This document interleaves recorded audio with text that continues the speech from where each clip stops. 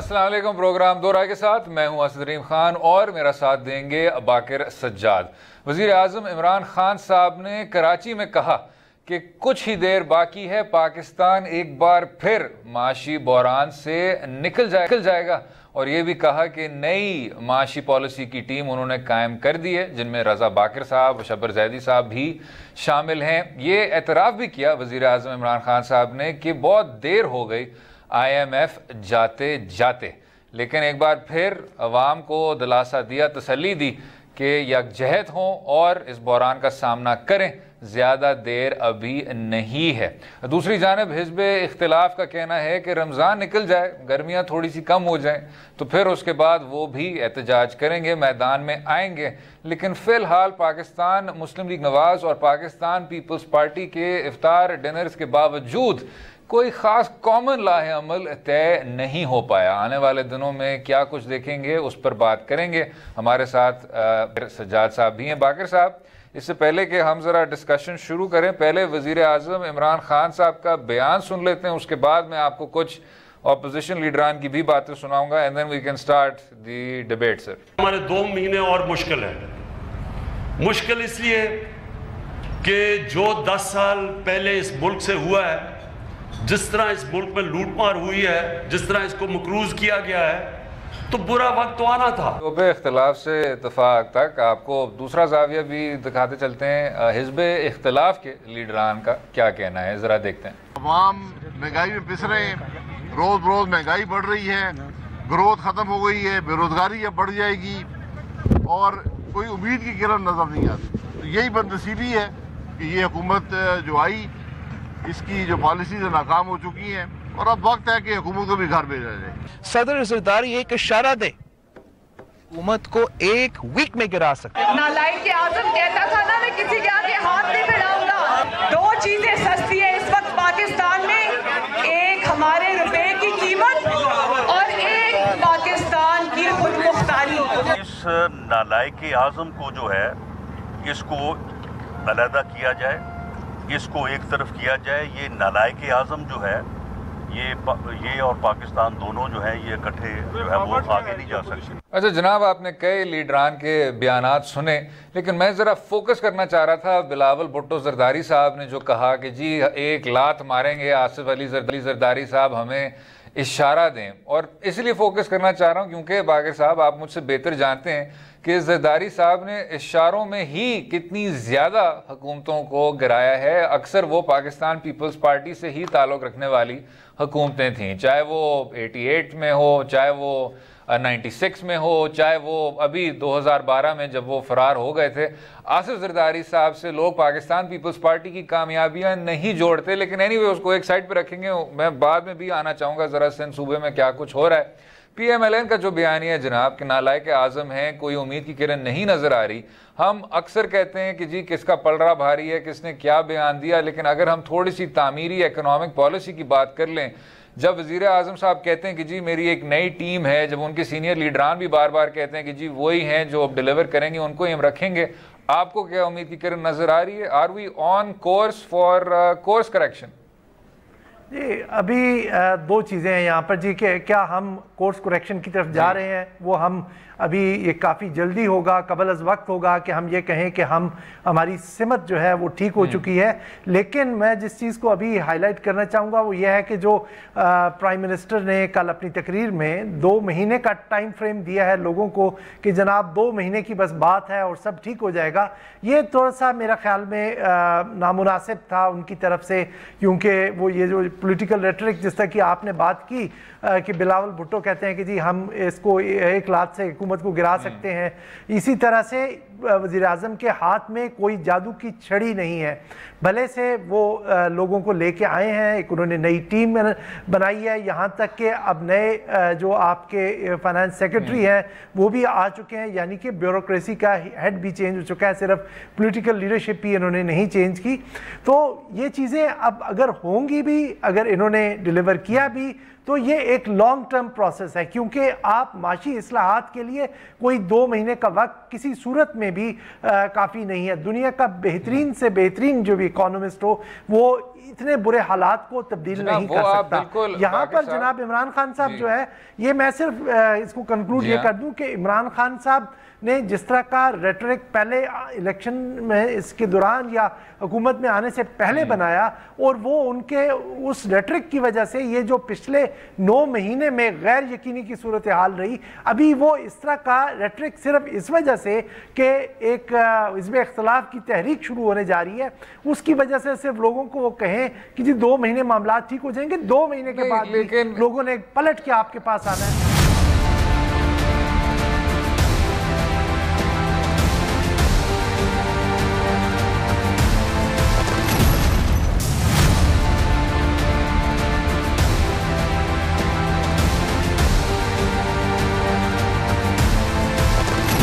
जनाब, क्या हम इसी शो पे हमने दूसरे एंगल से वही तनकीद नहीं की थी? आपको याद होगा साबिक वजीर खजाना असद उमर साहब जब आए तो लोग थोड़े से हैरान हो गए थे कि फाइनेंस मिनिस्टर जिसका काम है कि कोई एक मुस्बत पिक्चर प्रेजेंट करे, मार्केट्स को मुस्तहकम रखे, इन्वेस्टर के जो एतमाद है उसको बहाल करे, वो कहना शुरू हो गया कि जी वाकई में बहुत बुरी सूरत हाल है और हमारे तो ये बिल्कुल ही तवक्कुआत से बढ़कर हमें ये नज़र आ रहा है कि जी कितनी बड़ी ये एक तरह से कितना बड़ा ये बहरान है। तो अब जब वज़ीर आज़म इमरान खान साहब कुछ कॉन्फिडेंस बिल्डिंग मेजर्स की करने की कोशिश कर रहे हैं तो उसमें हमें क्या कोई बीच का रास्ता नहीं नज़र आ सकता? ये एक तो होता है कॉन्फिडेंस बिल्डिंग, एक होता है कि जी आप झूठ के ऊपर या एक बेसलेस किसी चीज के ऊपर लोगों की उम्मीद कायम करें। अभी अगर आप बुनियादी इंडिकेटर्स देखें तो जहां पे अफरात ज़र तकरीबन 10% पे पहुंच चुकी है, आपका जो माशी तरक्की का साइकिल है वो आहिस्ता से आहिस्ता होता जा रहा है और 3% तक आ गया है। तकरीबन खदशा यह है कि तकरीबन 10 लाख के करीब नौकरियां चली जाएंगी, जिनकी वजह से 70 से 80 लाख लोग आपकी गुर्बत की लकीर से नीचे चले जाएंगे, क्योंकि एक कमाने वाले के पीछे 7 से 8 लोग होते हैं।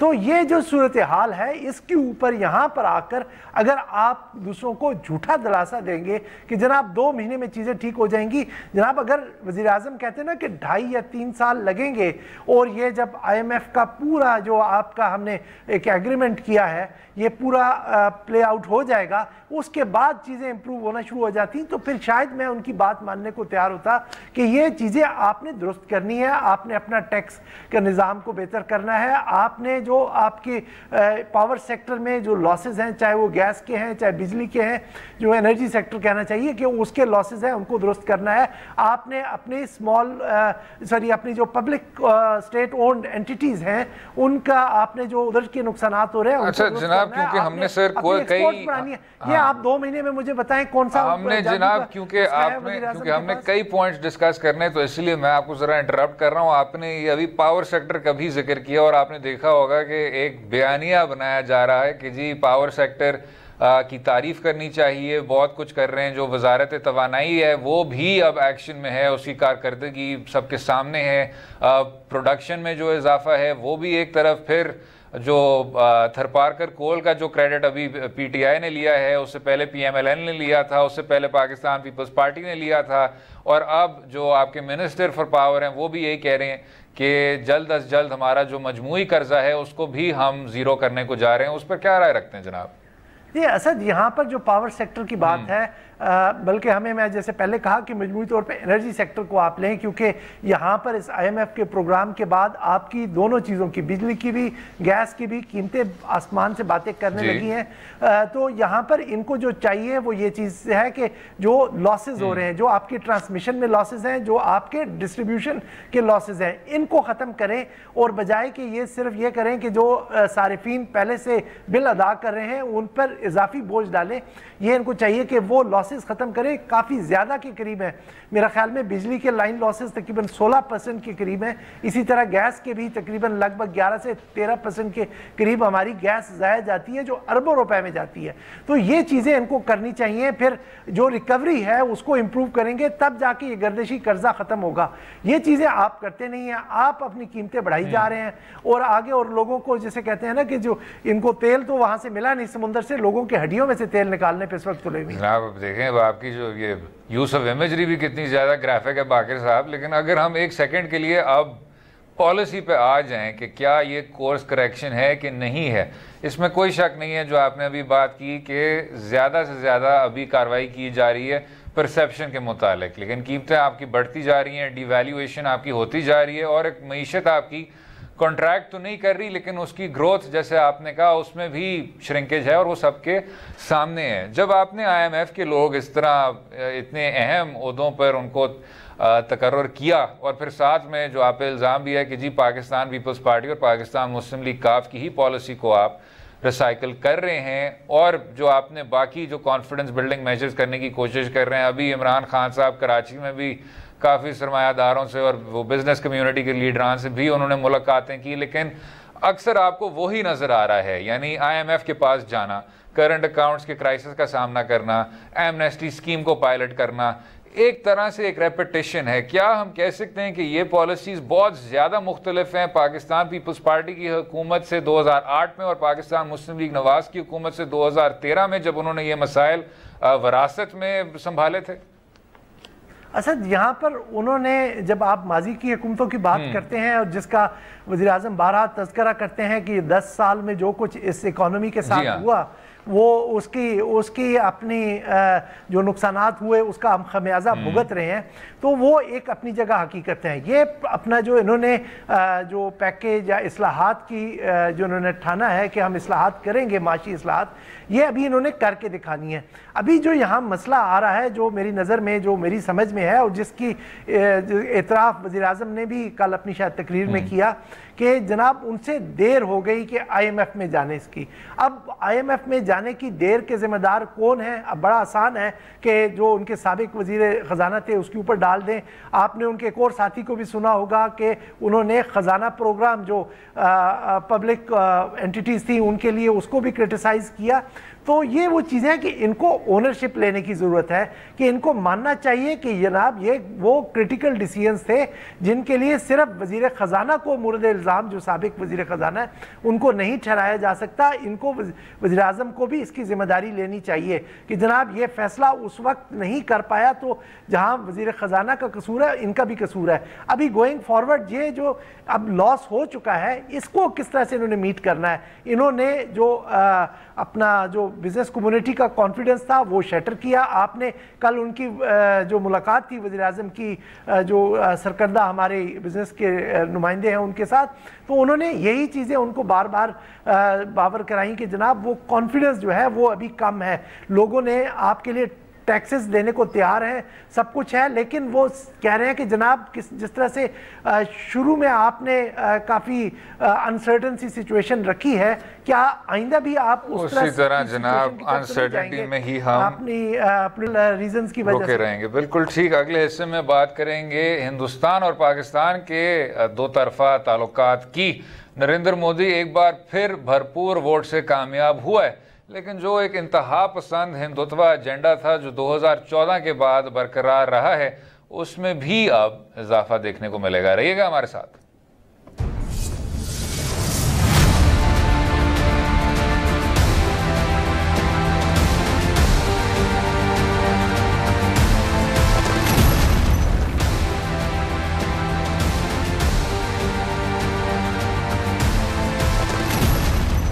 वेलकम बैक टू दो राय। 1947 के लगभग कायद आज़म मोहम्मद अली जिन्ना का जो मेन एक इशू था हिंदू नेशनलिज्म के साथ, वो ये था कि हिंदुस्तान को ये तब्दील कर देगा एक राम राज मंसूबे में। और अब कुछ 70 साल बाद काफ़ी ऐसे लोग हैं जो कह रहे हैं कि कायद आज़म मोहम्मद अली जिन्ना की बात सुरखरू हुई। उन पर भी ये, इस बात पर भी ये तनकीद की जाती है कि 1947 2019 से बहुत ज़्यादा मुख्तलिफ है और ऐसी बातें अब नहीं की जा सकती।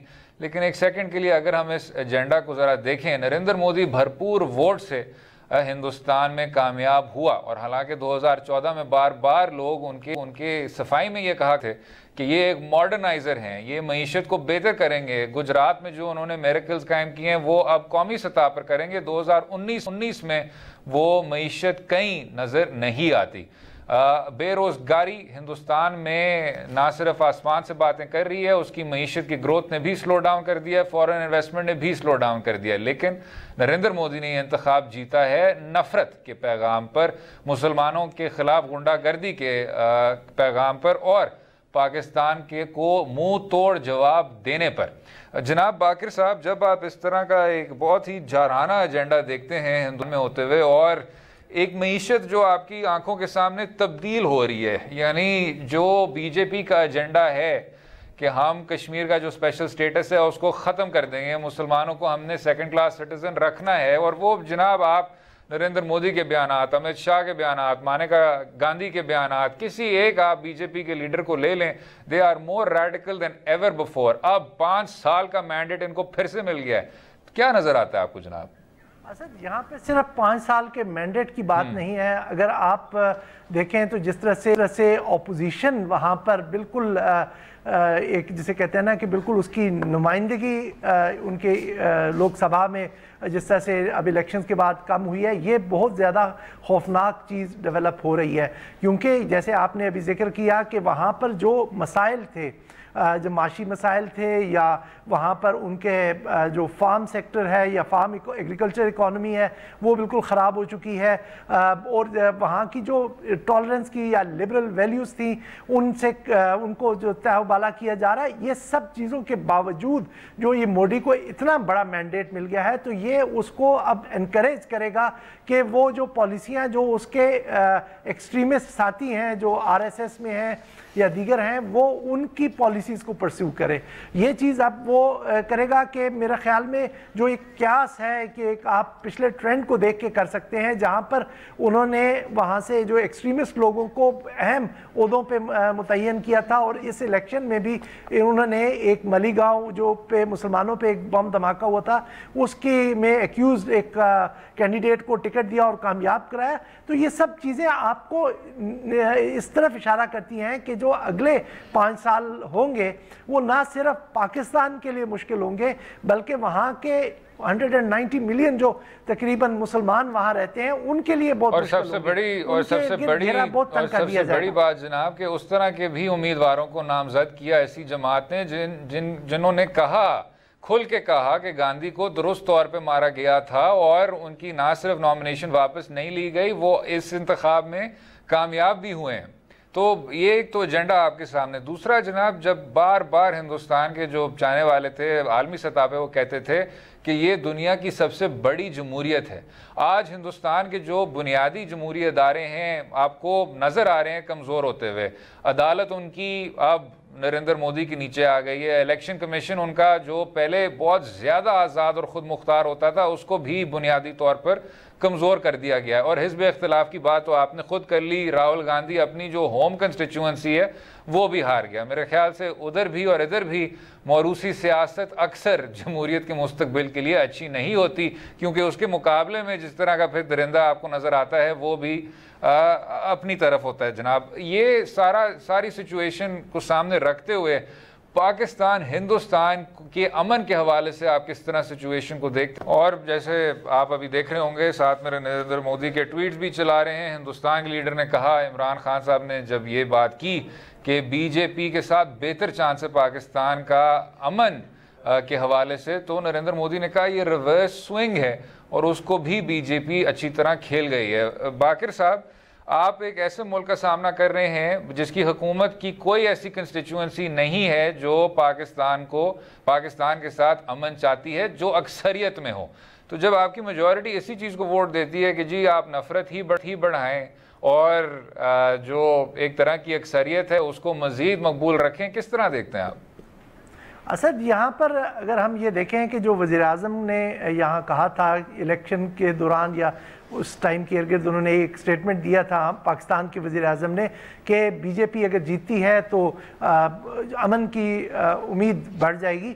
वो मेरा ख्याल में वो कोई ज़्यादा थ्योरेटिकल किस्म का स्टेटमेंट था कि उनके एक नेशनलिस्ट क्रेडेंशियल्स लोगों को पता है, इस वजह से वो बेहतर पोजीशन में होंगे पाकिस्तान के साथ मुज़ाकरात करने के, जबकि कांग्रेस या कोई और पार्टी जिसके क्रेडेंशियल्स इतने एंटी पाकिस्तान क्रेडेंशियल्स स्ट्रांग नहीं है, अगर वो करती है तो लोग उस पर उंगलियां उठाएंगे। तो लिहाजा एक माहौल होगा जहां पर ये बातचीत हो सकती है। लेकिन दूसरी तरफ अगर हम ज़मीनी हकाइक की तरफ देखें तो बीजेपी को वोट मिले हैं पाकिस्तान के ऊपर सख्त रवैया रखने के लिए, पाकिस्तान के ऊपर आपने जो जैसे नरेंद्र मोदी ने सर्जिकल स्ट्राइक्स का बहाना या वो एक घड़ा था, एक एग्जांपल अपना एक रीज़न घड़ी थी कि जी मैंने वो सर्जिकल स्ट्राइक्स की हैं या अभी बालाकोट पे हमला किया है। तो इस तरह की चीज़ों ने उसको अपनी ख़राब कारकर्दगी के बावजूद ये इलेक्शन जितवाया नहीं है सिर्फ, बल्कि बहुत भारी अक्सरियत से जितवाया। तो अब इस सूरत हाल में वो किस तरह से ऐसा काम करेगा जो लोग वहाँ के पसंद नहीं करते। वहाँ के लोग यकीनन अब इस इलेक्शन से साबित हो गया है कि वो पाकिस्तान के साथ बेहतर तल्लुकात नहीं चाहते। ये काफ़ी ख़तरनाक सूरत हाल है और ये यकदम से नहीं बन गई। इसका आप अगर देखें कि ये भारत की जो पिछले 5 साल या 10 साल में पाकिस्तान की तरफ रवैया रहा है और वहाँ पर पाकिस्तान का जिस तरह से इमेज बनाया गया है कि जनाब वो यहाँ पर दहशतगर्दी कराता है, वो हमारा दुश्मन मुल्क है, तो वो अब चीज़ वहाँ पर इतनी स्ट्रांग हो गई है कि उसी की बेसिस पे मोदी जी दोबारा से इलेक्ट होकर आ गए। अब ये चीज़ जब अगर उसके पिछले गलत कामों को भी सेंटिफाई करती है तो वो मेरे ख्याल में उसके पास कोई ऐसी चीज़ या जवाब नहीं रह जाता कि वो बेहतर पाकिस्तान के साथ रवैया करने की सोचे। दूसरा, भारत के ज़हन में जो ये एक सोच है कि वो इलाके का बड़ा मुल्क है, ये सबसे बड़ी एक रुकावट है पाकिस्तान के साथ तल्लुकात बेहतर करने में, क्योंकि वो समझता है कि अगर हम पाकिस्तान के साथ बात करेंगे तो हमारा किसी तरह से आलमी सियासत में कद काठ कम होगा, हम पाकिस्तान को अपने बराबर ले आएंगे। वो ये चाहता नहीं है। इसी वजह से आप देखें कि वो सार्क को भी एक्टिव नहीं होने दे रहा। सार्क को नहीं एक्टिव होने दे रहा, लेकिन अफसोस होता है जनाब, क्योंकि सार्क में जब तक हिंदुस्तान अपना किरदार अदा नहीं करेगा पाकिस्तान के साथ, तो सार्क इसी तरह की रिडंडेंट बॉडी रहेगी। जो पहले लोग ख्वाब देखते थे कि इसको भी हम यूरोपियन यूनियन बनाएंगे, वो मेरे ख्याल से कभी हकीकत में तब्दील नहीं हो पाएगा। दूसरी बात जिस पे मुझे कुछ हैरत हो रही थी बाकिर साहब, कि पाकिस्तान के अपने तज्जियाकार कह रहे थे कि जी हर जगह आप पाकिस्तान में भी और हिंदुस्तान में भी आपने इस तरह के अक्सरियत पसंदों को मुंतखब कर दिया है। और कभी आदमी कहता है कि खुदा का खौफ करें, ना तो तहरीक इंसाफ, ना तो मुस्लिम लीग नवाज, ना तो पाकिस्तान पीपल्स पार्टी, यानी कोई भी ऐसी सियासी जमात जिसको आपने मरकज़ में मुंतखब किया है, वो इस जमात से करीब भी है अंडर नरेंद्र मोदी। गुजरात में मैसेकर हुए, उसके बाद लिंचिंग को आपने सैंक्शन कर दिया, उसके बाद आपने तमाम के तमाम जो ये तबके हैं उनको पर्सोना नॉन ग्राटा डिक्लेयर कर दिया। कोई इस तरह का कंपैरिजन हो सकता है, कंसिडरिंग आपने फिलहाल इंतहा पसंदों को आज तक वो मुंतखब नहीं किया? असद, यहाँ पर मैं फ़कत सिर्फ ये कहूँगा कि पाकिस्तान ने हमेशा से सुलह का पैगाम, दोस्ती का पैगाम भारत को दिया है। कभी भी उन्होंने इस तरह की पोजीशन नहीं ली कि वो भारत के साथ कोई जंगो जिदाल चाहते हैं। पाकिस्तान हमेशा से सिर्फ ये कहता है कि जो बुनियादी मसाइल हैं, जिसमें से कश्मीर एक सबसे बड़ा मसला है, इनको आप हल करें ताकि अमन देर पाओ। ये कहना है कि जनाब पाकिस्तान में कोई इस तरह के लोग हैं जो भारत के साथ दोस्ती नहीं चाहती। वक्फा लेंगे और अगले हिस्से में बात करेंगे पाकिस्तान पीपल्स पार्टी की कुछ खतरनाक पॉलिसीज की, बात करेंगे लाड़काना शहर की और सिंध सूबे की। रहिएगा हमारे साथ।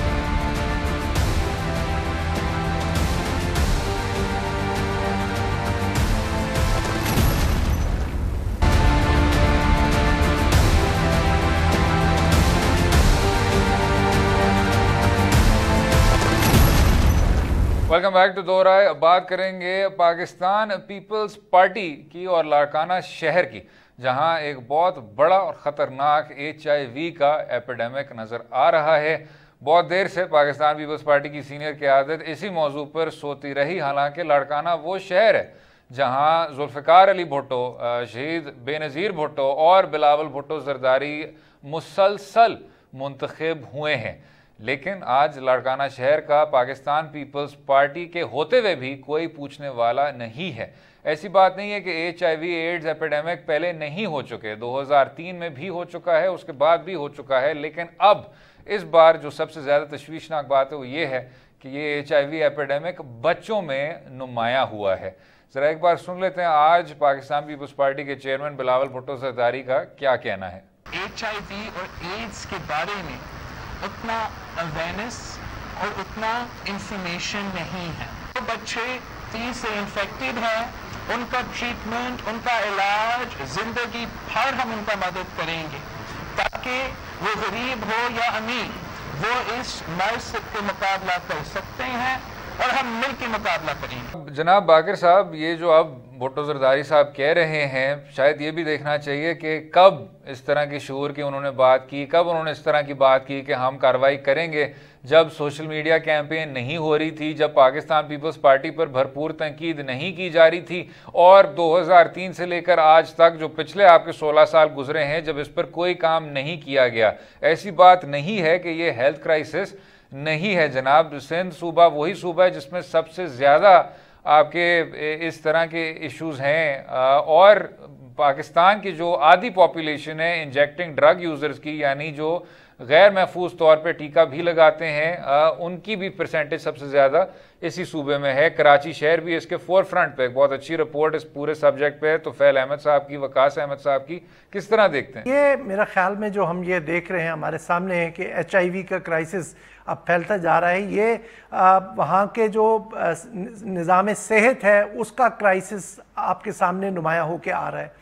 जिस तरह से सिंध को काफ़ी अरसे से बेतवज्जही का वो शिकार था, अपनी जो हुक्मरान जमात थी उसकी वजह से वहाँ पर तमाम इदारे तनज़्ज़ुली का शिकार हैं, जिसमें सेहत का भी एक इदारा है। आपने जैसे अभी कहा कि वहाँ पर बहुत ज़्यादा ड्रग जो इंजेक्टेबल्स जो हैं वहाँ पर यूज़ होते हैं, तो यहाँ पर जैसा बिलावल भुट्टो भी कह रहे थे कि लोगों में अवेयरनेस नहीं है।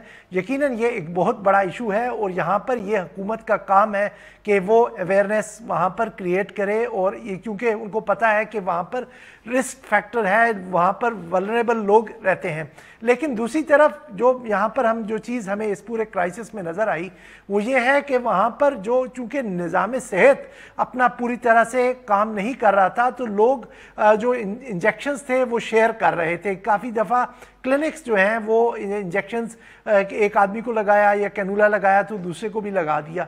इसी तरह से वहाँ पर चूँकि डेंटिस्ट की भी जो कोई ज़्यादा कोई अच्छे कोई निज़ाम नहीं है, आपकी जो बुनियादी सेहत का निज़ाम है, तो लोग प्राइवेट ये जो क्वैक्स होते हैं इनके पास जाते हैं, जिसकी वजह से भी ये चीज़ बहुत ज़्यादा वहाँ फैलती है। तो यहाँ पर मैं समझता हूँ कि जहाँ पर लोगों को भी काफ़ी ज़्यादा अपने आप को जो रिस्क फैक्टर्स हैं उनसे अपने आप को रोशनास कराने की ज़रूरत है और मोहतात रहने की ज़रूरत है। वहाँ पर यहाँ पीपल्स पार्टी के लिए भी एक बहुत बड़ा सबक है कि वो जो हाई पॉलिटिक्स है उसको छोड़ के पहले जो अपने जो इलाके के लोग हैं, कॉन्स्टिट्यूएंट्स हैं, जिन्होंने आपको बैक टू बैक हुकूमत दिलवाई, उनको जाके आप खिदमत करें। वरना आप हमेशा से जिसे कहते हैं ना कि सियासत के उस तारीख से आपको मिटा दिया जाएगा। कब तक आप अब ख़राब कारकर्दगी के बावजूद सिंध की हुक्मरानी क्लेम करते रहेंगे? अच्छा जनाब, जो इंजेक्शन इस्तेमाल करने वाले आपके यूज़र हैं, जैसे अभी बात की, सिंध सूबे में उनकी सबसे बड़ी तादाद है। इसके साथ भी जनाब एक इशू जुड़ा हुआ है और वो है मंशियात, और जो आपकी तमाम इलीगल ड्रग यूसेज हो रही है। ना सिर्फ लाड़काना भी बहुत बुरी तरह इस मर्ज से मुतासर हुआ है, लेकिन कराची शहर भी इस चीज़ के फोर फ्रंट पे है। जनाब आप मुझसे बेहतर जानते हैं कि बलूचिस्तान के साथ भी सरहद, क्योंकि वो एक शेयर कर रहे हैं, उसमें भी आपकी बहुत ज़्यादा ड्रग्स का फ़्लो जारी है। इस पर भी कोई ख़ास तवज्जो नहीं दी जा रही कि उसी यूसेज से जुड़ा हुआ आपके फिर ये सेफ़ और अनसेफ नीडल्स का मैट्रिक बीच में आ जाता है, और फिर उसके बाद आपको इस तरह के एपिडेमिक्स देखने को मिलते हैं। 2003 में भी जो HIV का आउटब्रेक हुआ था वो एक जेल से शुरू हुआ था, जहां 100 से ज़्यादा ड्रग आपके ये इंजेक्शन इस्तेमाल करने वाले ड्रग यूज़र थे। असद, ये जहां पर आपने बात की कि लॉ इन्फोर्समेंट की, नारकोटिक्स कंट्रोल की, ये वो बड़े इश्यूज़ हैं जो यकीनन हुकूमत को एड्रेस करने हैं और हुकूमत की तरजीहात में होने चाहिए और उम्मीद है कि होंगे भी। लेकिन जो आम आदमी को जो चीज़ नज़र आती है वो लाड़काना के अक्सर आपने देखा होगा वीडियोज़ वायरल होती हैं गंदगी के ढेर।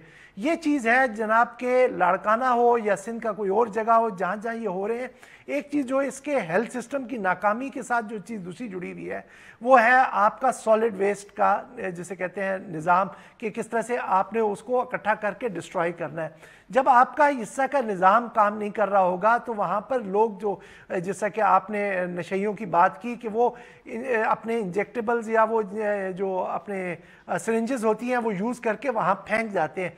अगर उनको उनकी डिस्पोजल का कोई आप निज़ाम वाज़े नहीं करेंगे तो वो चूँकि उस गंदगी के ढेर से वो चीज़ें उठाएंगे और वो इस्तेमाल करेंगे। दूसरी बात यह है कि कुछ लोगों को शायद हादसाती तौर पे भी वो चीज़ें लग के वो चीज़ मर्ज़ आगे फैले। तो यहाँ पर जो मैं फिर हुकूमत पे ज़्यादा जिम्मेदारी पड़ती है वो इसमें कोई एहसान की बात नहीं है कि वो कह रहे हैं कि जी ये हुकूमत इनकी सारी ज़िंदगी इनके इलाज मुआवजे का ज़िम्मा उठा रही है। वहाँ पर उनको अपने सेहत के निज़ाम को दुरुस्त करने की ज़रूरत है। वहाँ पर उनको जो आपका जो लोकल गवर्नमेंट का ये सॉलिड वेस्ट का डिस्पोजल का है, जो कूड़ा करकट जमा करके उसको तल्फ करने की जो सिस्टम है, इसको भी दुरुस्त करने की ज़रूरत है। अगर वहाँ पर गंदगी इतनी ना हो और वो सिरिंजेस जो यूज़ होकर वहाँ लोग आगे पीछे फेंकते रहते हैं वो इस्तेमाल ना हो, तो मेरा ख्याल में कि शायद एक हम रीज़न इसमें से निकाल लें कि ये जो जिस वजह से ये HIV तेज़ी से वहाँ फैल रहा है। जाकिर साहब, मैं आपको इंटरप्ट कर रहा हूँ। इधर आपने देखा होगा कि खैबर पख्तूनख्वा में भी जब इस तरह का आउटब्रेक आता था तो PTI गवर्नमेंट इन एक्शन आ जाती थी। पाकिस्तान मुस्लिम लीग नवाज का जो आप किरदार रहा है पंजाब सूबे में, चाहे जैसे भी हो, डेंगू का जब आउटब्रेक हुआ था तो अगेन PMLN की और सारी पंजाब गवर्नमेंट की जो मशीनरी थी वो एक्शन में आ गई थी। देवर चाहे जैसे भी हो, PTI और PMLN responsive to the people's needs. Pakistan Peoples Party वो अजीब सियासी जमात है जिसका कोई ख़ास ताल्लुक नहीं है कि जी लोग क्या चाहते हैं, उधर क्या बहरान देखने को मिल रहा है, किस तरह का डिजीज़ का आउटब्रेक है। और अब जो मसाइल भी हैं वो या तो सब सहारन अफ्रीका से ताल्लुक़ रख रहे हैं, i.e. HIV का एपिडेमिक, या बिल्कुल ही अब आप ज़माना एक कदीम में पहुँचते जा रहे हैं। तो ये जनाब जदीद जमातें नजर आती हैं। मैं ये इसी तरफ तवज्जो दिलवा रहा था कि जो बेनज़ीर भुट्टो साहिबा का दौर था कि जहाँ पर वो काफ़ी ज़्यादा आवाम से अपने आप को मुंसलिक रखती थी, बाद में यहाँ पर वो सियासी पैटर्नेज का सिस्टम शुरू हो गया कि किसी तरह से आप वो जो पैटर्नेज नेटवर्क है वहाँ पर उसको मैनेज करके आप सिंध की हुकूमत हासिल कर लेते हैं। आप अपने आप को वफाक में भी एक जमात के तौर पे नुमाइंदगी अपनी कायम रखते हैं। मेरा ख्याल में ये अब वक्त आ गया है कि ये सियासत ज़्यादा देर नहीं चलेगी, ये पीपल्स पार्टी को समझ लेना चाहिए। और मेरा ख्याल में हम अगर वापस जाएं तो कांग्रेस के सबक से भी उनको ये चीज़ जो कांग्रेस को अभी शिकस्त हुई है वहाँ से भी इनको ये सबक सीखना चाहिए कि आपको अवाम के साथ कनेक्ट करना है, आपने डिलीवर करना है, वरना आपको जो जद्दी पुश्ती अगर आपको वोट मिलते हैं वो अब नहीं दोबारा कुछ ज़्यादा अरसा मिलेंगे। और शायद ये भी उम्मीद कर सकते हैं जनाब के सिंध सूबे में भी उस तरह का एक मुतबादल सामने आए और जो मरकज़ की सियासी जमातें हैं, चाहे PTI हो, PMLN हो, वो उसी नज़र से ना देखें जिस तरह से वो देख रहे हैं। उम्मीद है आपको आज का प्रोग्राम पसंद आया होगा। मुझे और बाकिर सज्जाद को अपनी राय से भी आगाह कीजिए सोशल मीडिया के लिंक्स के ज़रिए और इजाज़त दें। कल तक खुदा हाफ़िज़।